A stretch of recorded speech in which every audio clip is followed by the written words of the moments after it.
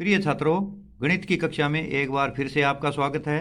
अगर आपने मेरे पहले वाले वीडियो नहीं देखे हैं तो ऊपर आ रहे आई बटन में जाकर देख लें। नमस्कार। बीजगणित भाग 2 में हम आगे की जानकारियां प्राप्त करते हैं। ये सवाल है वो प्रश्नावली 11.1 से लिए गए हैं। इसमें पहला प्रश्न है, तीलियों से प्रतिरूप बनाने के लिए आवश्यक तीलियों की संख्या के लिए नियम ज्ञात करना। नियम लिखने के लिए एक चर का प्रयोग करके एक चर का प्रयोग करेंगे। जैसे हमने पहले भाग में एल का उदाहरण लिया था कि एल बनाने के लिए दो तीलियों की आवश्यकता पड़ती है। एक एल बनाते हैं हम तो उसका नियम था 2n, 2n लिया था वहाँ पर हमने।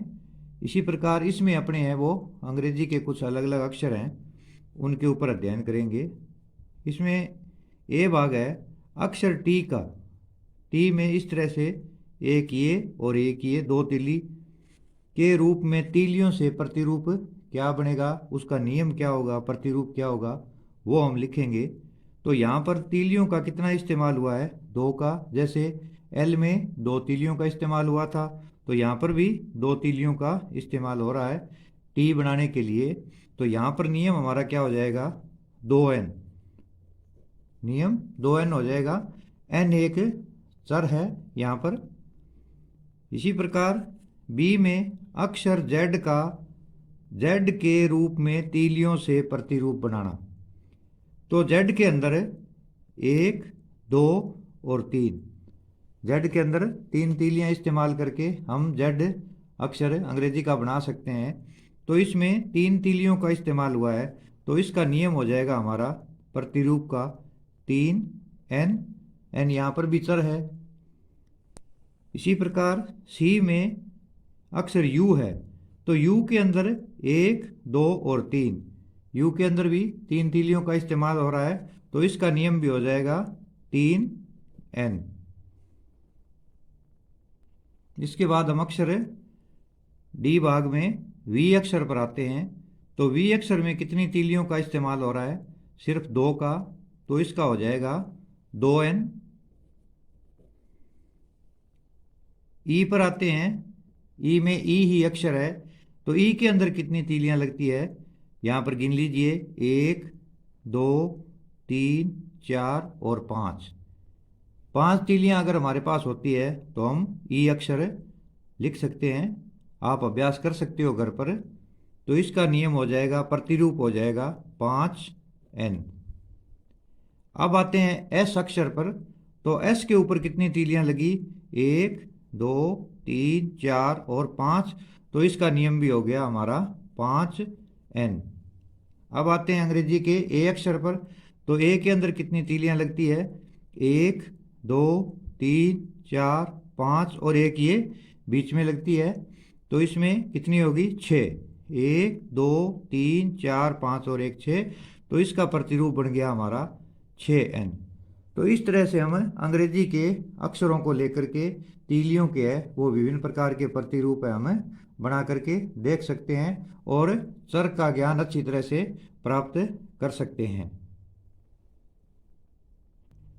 अब इसके अंदर हमने पिछले भाग में पढ़ा था, एल अक्षर हमने बनाया था कि एल अक्षर में दो तीलियां लगती है हमारी। तो यहाँ पर क्या आप बता सकते हो कि दो दो तीलियों का इस्तेमाल किस में हुआ है। एक तो वी में जहाँ पर 2n है वहाँ पर एल का नियम इस्तेमाल हुआ, वी में दो तीलियों का इस्तेमाल हुआ है और एक शब्द है हमारा टी। तो टी के अंदर भी क्या है, दो तीलियों का इस्तेमाल हुआ है। तो जो हमने नियम एल अक्षर के बारे में अपनाया था, प्रतिरूप बनाया था 2n, वही अक्षर टी और वी में पुनः आ रहा है। एल में भी 2n था और टी में भी 2n है और वी में भी 2n है। एक अन्य क्वेश्चन लेते हैं अपने। एक पेटी में 50 आम हैं। आप पेटियों की संख्या के पदों में आमों की कुल संख्या को किस प्रकार लिखेंगे। पेटियों की संख्या के लिए बी का प्रयोग करेंगे। अब यहां पर क्या है, आम 50 है, हर पेटी में एक एक पेटी में 50-50 आम भरे हुए हैं और पेटियों की संख्या है 20। जैसे अपने यहाँ पर पेटियों की संख्या 5 होती तो हम क्या करते, 50 को 5 से गुणा कर देते और कुल 250 आम हमारे पास आ जाते। अब यहाँ पर क्या करना है, बीज गणित का इस्तेमाल करना है कि बीज गणित में किस प्रकार से लिखेंगे। लिखना क्या है, आमों की कुल संख्या, आमों की कुल संख्या। जैसे और छोटा उदाहरण देता हूं मैं आपको कि एक पेटी में 50 आम है और अगर हमें यहाँ वो कहता कि पेटी 2 ही है तो कुल कितने आम होते, 100।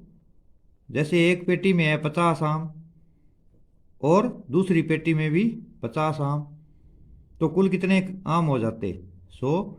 यहाँ पुनः समझिए इस उदाहरण को। जैसे एक पेटी में 50 आम है और हमारे पास 2 पेटियां हैं तो कुल आम कितने होंगे, 100। इसको अपने इस तरह से भी लिख सकते हैं 50 गुणा 2, तो 50 दूनी 100। इन दोनों में कोई फर्क नहीं है, ये जोड़ करके 100 बनाए गए हैं और ये गुणा करके 100 बनाए गए हैं। बार बार जोड़ना क्या होता है, गुणा करना होता है। तो यहां पर जो 2 है वो क्या है, पेटियों की संख्या 3 4 5 6, कितनी पेटियां हो हम गुणा करते जाएंगे और कुल आमों की संख्या निकाल लेंगे। अब यहां पर वो क्या कहता है, पेटियों की संख्या 20 है तो हम क्या करेंगे, 50 गुणा 20, तो ये बराबर कितना आ जाएगा, 50 तो कुल संख्या, आमों की कुल संख्या कितनी हो जाएगी, 50 हो जाएगी। ये छोटे उदाहरण से आपको है वो समझा दिया गया है कि अगर 2 पेटियां हैं, दोनों में 50-50 आम है, ये कह रहा है एक पेटी में 50 आम है तो दोनों में 100 आम हो गए, यानी 50-50 जोड़ दो, चाहे 50 को 2 से गुणा कर दो, एक ही बात है। तो यहां पर b का मान है वो कुछ भी हो सकता है। b यहां पर एक चर है, एक पेटी है तो 50 आम हो जाएंगे, 2 पेटी है तो 50 दूने 100, 3 पेटी है तो 50 दिए 150, 4 पेटी है तो 50 100 के 200। इस प्रकार आमों की संख्या है वो बढ़ती जाएगी। यहाँ हमें b का मान पता नहीं है तभी इसको चर कहा गया है। यहाँ ध्यान दें ये 50b।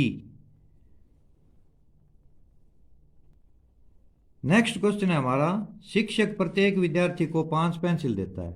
अध्यापक है वो हर विद्यार्थी को 5 पेंसिल देता है, जितने विद्यार्थी हैं उनको 5-5 पेंसिलें वो देता जाता है। तो विद्यार्थियों की संख्या ज्ञात होने पर क्या आप कुल वांछित पेंसिलों की संख्या बता सकते हैं यदि विद्यार्थियों की संख्या s हो। तो यहाँ पर भी वही ऊपर वाले आम वाला फार्मूला लागू कर लेंगे कि पेंसिल 5 देता है, विद्यार्थियों की संख्या s है, तो इसका उत्तर हो जाएगा 5s। 5s कैसे हो गया, जैसे s का मान 1 है तो 5 एकम 5, तो विद्यार्थी कितना हुआ 1। तो वांछित पेंसिलों की संख्या बता सकते हैं। तो अगर विद्यार्थी 1 है तो 5 एकम 5 पेंसिल होगी, विद्यार्थी 2 है तो 5 दूनी 10 पेंसिल लगेगी, विद्यार्थी 3 है तो 5 दिए 15 पेंसिल लगेगी, विद्यार्थी 4 है तो 5 चौके 20 पेंसिल लगेगी, विद्यार्थी 5 है तो 5 5 25 पेंसिलें यहाँ पर लगेगी। और विद्यार्थियों की संख्या हमें पता है तो पेंसिलों की संख्या हम इस तरह से निकाल लेंगे अगर विद्यार्थियों की संख्या s हो, क्योंकि प्रत्येक विद्यार्थी को 5-5 पेंसिलें दी गई हैं। इस प्रश्न में लीला राधा की छोटी बहन है। लीला राधा से 4 वर्ष छोटी है। लीला कौन है, राधा की छोटी बहन, तो इन दोनों में बड़ी कौन हुई भाई, लीला। इस लाइन को समझने का प्रयास कीजिए, पुनः ध्यान दीजिए, लीला राधा की छोटी बहन है।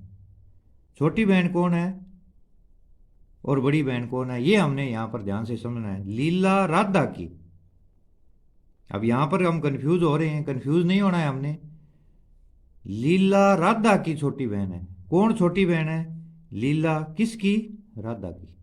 तो बड़ी कौन हुई, राधा, छोटी कौन हुई, लीला। इन प्रकार के प्रश्नों में आगे बड़े प्रश्न आएंगे, हमें यहाँ पर कंफ्यूज नहीं होना है। प्रश्नों में कंफ्यूजन पैदा होता है, कंफ्यूजन ही प्रश्नों में क्रिएट किया जाता है और कंफ्यूज करके ही प्रश्न बताए जाते हैं। तो यहाँ हमने प्रश्न को समझना है। इस प्रकार के प्रश्नों को हम अपने घर पर इस्तेमाल कर सकते हैं कि एक लीला बन गई और एक राधा बन गई, फिर हमें पता चल जाएगा भी छोटी कौन है और बड़ी कौन है। तो यहां पर पुनः समझिए, लीला राधा की छोटी बहन है। किसकी? राधा की। कौन? लीला। तो राधा बड़ी होगी और लीला छोटी होगी। अब आगे ये कहता है लीला राधा से 4 वर्ष छोटी है। अब यहां पे देखो, फिर इसने समझा दिया कि लीला राधा से 4 वर्ष छोटी है, तो बड़ी कौन हुई? राधा। और छोटी कौन है? लीला। कितने वर्ष? 4 वर्ष। किससे? राधा से। क्या आप लीला की आयु राधा की आयु के पदों में लिख सकते हैं? और राधा की आयु x वर्ष माननी है। आयु किस की लिखनी है? लीला की आयु। किसके? राधा की आयु के पदों में। और राधा की आयु कितनी है? x वर्ष है। तो राधा की आयु कितनी हुई? x वर्ष। x में से क्या घटा देंगे? 4। तो ये आयु क्या हो जाएगी? लीला की आयु हो जाएगी राधा की आयु के पदों में। राधा की आयु x वर्ष है। x में से 4 घटाना है। देखो, x का मान बड़ा होगा तभी 4 घटेगा। तो x कौन है? राधा। तो बड़ी कौन हुई? राधा। तो लीला राधा की छोटी बहन है। यहां पर भी समझा दिया। और यहां पर ये आगे प्रश्न में पुनः कह रहा है लीला राधा से 4 वर्ष छोटी है। तो छोटी कौन है? लीला। किससे? राधा से। राधा की आयु कितनी है? x। तो x में से 4 घटा देंगे। x में से 4 घटा देंगे तो ये x माइनस 4 वर्ष है, वो आयु प्राप्त हो जाएगी। अब हम यहां पर एक आयत लेते हैं। ये आयत है ABCD।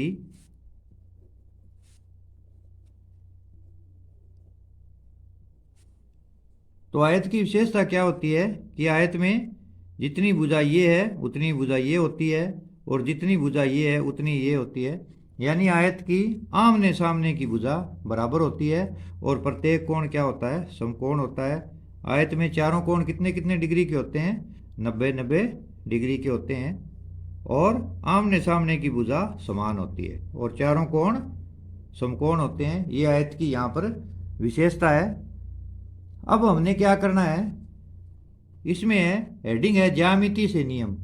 हम क्या करेंगे, जो आयत का हम परिमाप निकालते हैं उस आयत के परिमाप को हम क्या करेंगे, बीजगणित के पदों में कैसे निकालेंगे, वो यहाँ निकाल के मैं बता रहा हूँ आपको कि बीजगणित के पदों में लिखना कि आयत का परिमाप है वो बीजगणित के पदों में कैसे निकाला जाता है। आयत के परिमाप का सूत्र हमने ज्ञात किया था, क्या होता है? लंबाई और चौड़ाई के योग का दुगना। यहां पर मैं अगर ये लंबाई है, लेंथ, इसको L मान लेता हूं, और ये चौड़ाई है, इसको B मान लेता हूं, ब्रेथ। ये लंबाई L हो गई और चौड़ाई B हो गई। तो आयत का परिमाप हम कैसे निकाला था हमने कि आयत का परिमाप क्या होता है? लंबाई और चौड़ाई के योग का दुगना। अब यहां पर क्या है, ये L है तो सामने वाली भुजा ये क्या होगी? ये भी L होगी। ये B है तो इधर वाली भी क्या होगी? B होगी, क्योंकि आयत में आमने सामने की भुजा बराबर होती है। अब आयत का परिमाप कैसे निकालते थे अपने? परिमाप क्या था, जैसे खेत की बाड़ होती है, चारों तरफ चलना। परिमाप क्या था? A से मैं चलना शुरू करूं और इस लाइन के ऊपर चलता हुआ वापिस ए पर मैं पहुंचता हूं, बाहर वाली बाउंड्री के ऊपर चल करके अगर मैं पुनः उसी जगह पहुंच जाता हूं तो हमारे किसी भी आकृति का, खेत का परिमाप है वो पूर्ण हो जाता है। अब मैं ए से बी पर जाता हूं तो कितना चला? L। यहां से यहां तक आया तो चला B। C से D तक आया तो चला L। और पुनः मैं D से A तक आता हूं तो कितना चल गया? B। तो एक L और एक L कितने हो गए? 2L। एक B और एक B कितने हो गए? 2B। अगर मैं इसमें से 2 कॉमन निकाल लूं तो क्या बच गया? L plus B। हमारा वही सूत्र शब्दों में जो हम लिखते थे कि आयत का परिमाप बराबर 2 छोटे ब्रैकेट में लंबाई प्लस चौड़ाई, यानी आयत का परिमाप लंबाई और चौड़ाई के योग का दुगना होता है। अगर मैं यहां पर जो परिमाप है इसको भी चर मान लूं, मानना आयत का परिमाप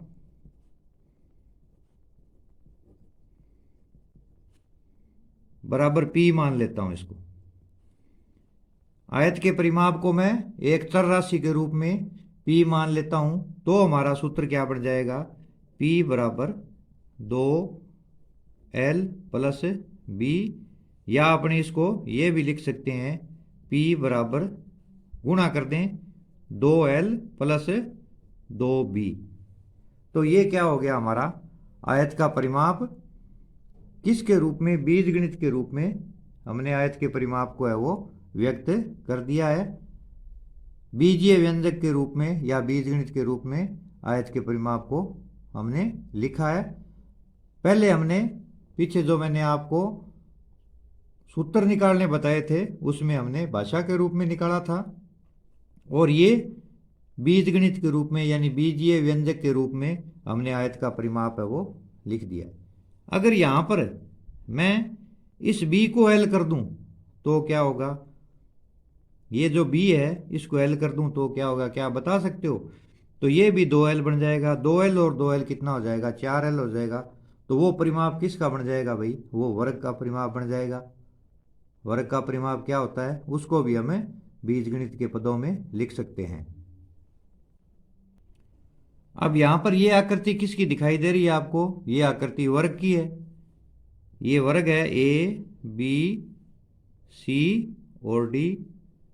तो वर्ग की विशेषता के बारे में जानते हैं। वर्ग की क्या विशेषता होती है भाई, कि वर्ग में चारों भुजाएं समान होती है और प्रत्येक कोण इसमें भी समकोण होता है। चारों कोण है वो 90-90 डिग्री के होते हैं और इसकी चारों भुजाएं समान होती है।